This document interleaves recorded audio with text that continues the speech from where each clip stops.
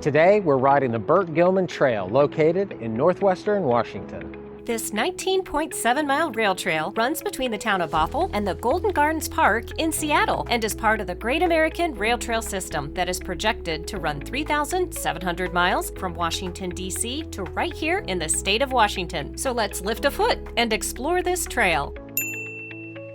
We chose to start at the east end of the trail, so we parked at Sammamish River Park, which is also where the Sammamish River Trailhead is, and decided to hop on the Burke-Gilman on the far east side so we can work our way toward Puget Sound and hopefully end in the park, Golden Park, and enjoy a nice picnic lunch there. Starting at Sammamish River Park near the eastern terminus is a convenient option close to the beginning of the trail, with the added bonus of finishing the adventure at the western terminus of Golden Gardens. From the eastern parking lot, it's just a short sidewalk connector to reach the Burke-Gilman, or you can take the Sammamish River Trail instead for a more scenic approach. The two trails meet up again at Blythe Park, which is another excellent place to begin your ride.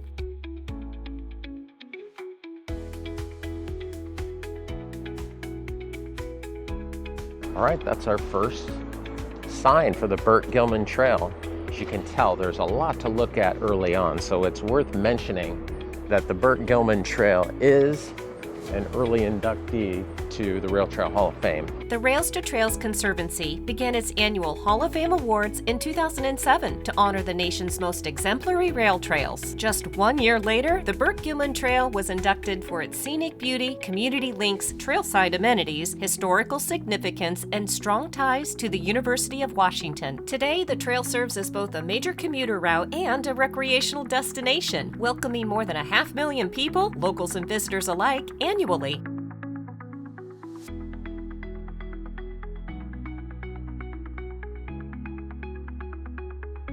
This is beautiful. Oh, and a bald eagle right there. You can see his tail coming in. He's just right here in the neighborhood. Oh, he's being chased by crows. I saw the bald eagle too. Yeah, the crows are not happy with him. The crows are letting him know. They are letting that bald eagle know that he needs to move. Look at it, he's up in the tree. They say. Yeah, staring down the crow. He's like, all right, we've had about enough of your shenanigans. I can't get used to that. So good. Spotting a bald eagle along the Burke-Gilman was a memorable moment, and it's just one example of the wildlife you can come across here. The trail winds through different environments that you're likely to see all kinds of surprises even in the middle of the city, such as the Salmon in Ballard, where a fish ladder gives visitors a view of 3 varieties of salmon as they head upstream to their spawning grounds from late June into early fall. And when the trail reaches Puget Sound, you might catch a glimpse of seals, or sometimes even sea lions. While riding the Burke-Gilman, it is clear how much the trail is cared for and supported by the community. On our ride, we noticed bike patrol officers along the way, posted speed limits to keep everyone safe, and easy access to rentals and repair shops right on or near the trail. One unique touch at some of the beach areas, like Log Boom Park, there are free loaner life jackets for anyone heading out to the water. Log Boom Park, which is definitely fun to say, begins the Lake Washington segment of this trail. Lake Washington, which is the second largest natural lake in the state, is freshwater, has multiple public sandy beaches, and spans 22,000 acres on more than 20 miles from north to south.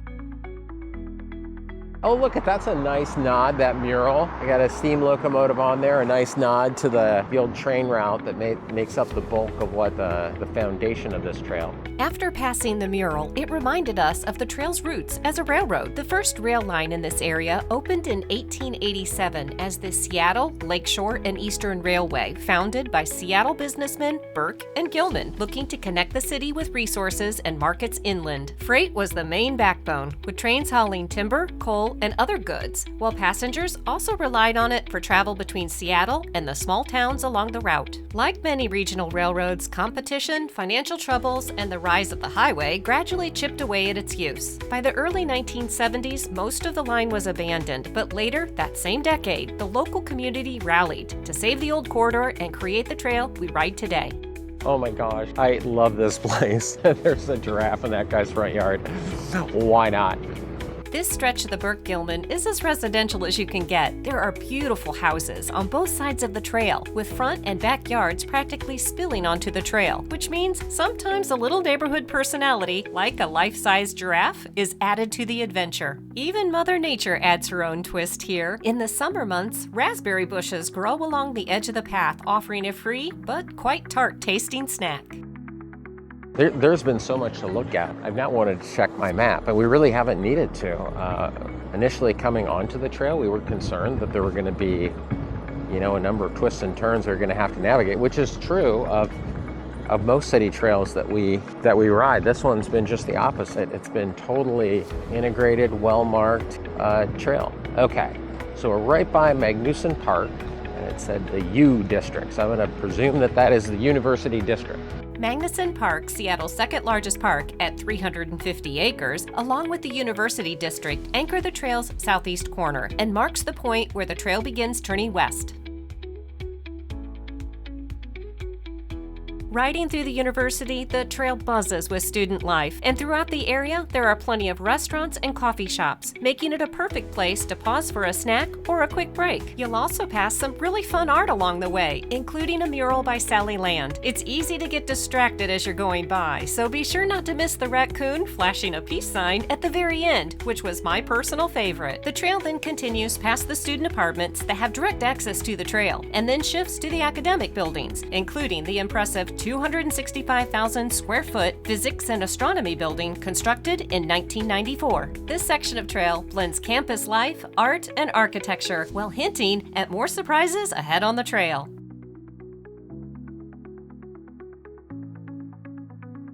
Arriving at the intersection of North Lake and Meridian, riders can take a short detour to one of Seattle's most unique parks. As you follow the short path to the entrance, the park reveals itself dramatically. It's a wow moment as massive industrial structures come into view. Gasworks Park occupies the site of a former gasification plant, which operated from 1906 until it shut down in 1956, producing gas from coal and later from oil. After its closure, the area waited decades for a new purpose, when in the early 1970s, the land was purchased by the city of Seattle and reopened in 1975 as Gasworks Park, one of the first major examples of converting an industrial site into a public space. At the water's edge, downtown Seattle comes into view, with the world-famous Space Needle rising across Lake Union. Built in 1962 for the World's Fair, this 605-foot-tall observation tower features open-air glass walls on its upper level and a rotating glass floor below, making it an enduring symbol of the city's skyline. Back inside the park, a playground built around the preserved machinery, including massive compressors and pumps from the original gasification plant, creates a one-of-a-kind experience while giving visitors an up-close look at the site's industrial history. After taking in all the sights and sounds from the park, visitors can either cut through the parking lot or travel west on the short gravel connector that leads you directly back to the Burke-Gilman Trail.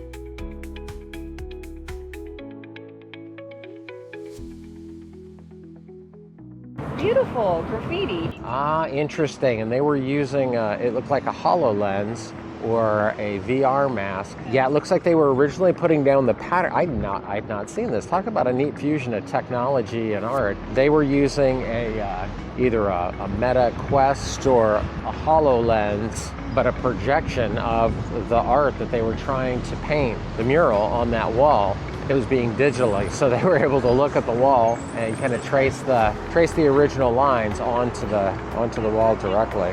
The artists hard at work that we just passed are part of the mayor's One Seattle Graffiti Plan, which supports and encourages organized public art installations across the city. Continuing on, the path leads toward the towering Aurora Bridge, home to the Fremont Troll, another must-do side trip, literally, just around a corner and up a hill from the Burke-Gilman. Okay, we found the Fremont Troll. I would say achievement unlocked.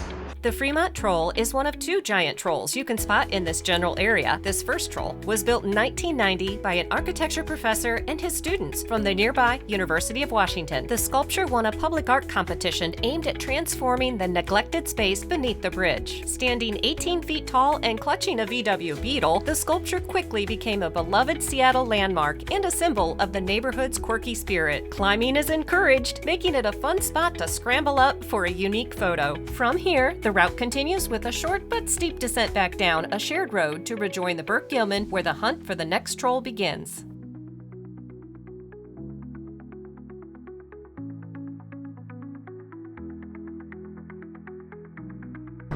The bridge is up, honey.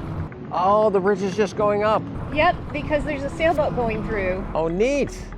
The current steel bridge opened in 1917, which had replaced a wooden trestle bridge that was destroyed in 1914 due to a dam failure that had swept away the central span of the bridge. With only 30 feet of clearance when it's closed, the Fremont Bridge is one of the most frequently opened drawbridges in the United States, averaging about 35 openings each day. Its distinctive bright blue and orange colors were selected by a local vote in 1985, and today, the bridge is recognized on the National Register of Historic Places as both a functional crossing and another beloved Seattle landmark.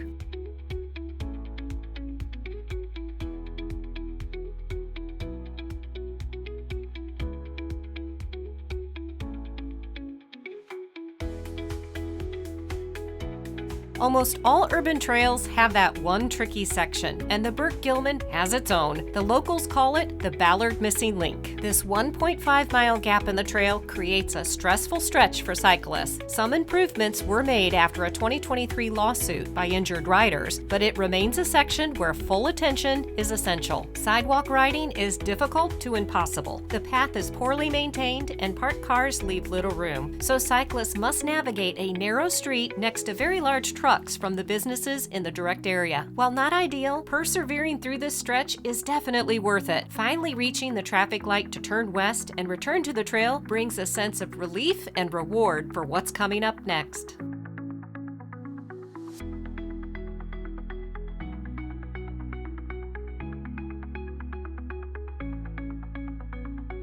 The next giant troll on this adventure is Frankie Feetsplinter, who appears outside the Nordic Museum. He shows up quickly after the stressful missing link portion of the Burke-Gilman Trail, making him very easy to fly right past, but he's worth circling back around if you do. Frankie was built by Danish environmental artist Thomas Dambo, plus a team of volunteers, in 2023, and is part of the Northwest Trolls Way of the Bird King project. In the United States, Dambo's creations can now be found in 21 states. An interactive map on Dambo's website shows their location, making it easy to follow the trail across the country and check them off as each one is discovered.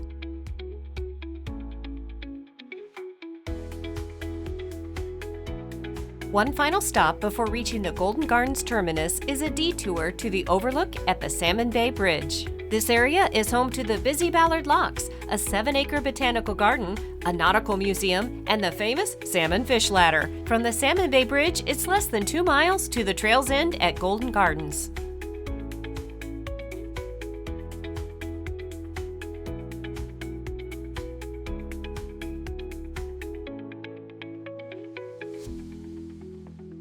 All right, and this is it. I'm calling it. On the map, it says this is the end of the trail. We are in Golden Garden. Burke-Gilman Trail, begin. Yep, that's it. So now we're gonna go across the street here. We're gonna do a little bit of looking around and see if we can find a picnic spot.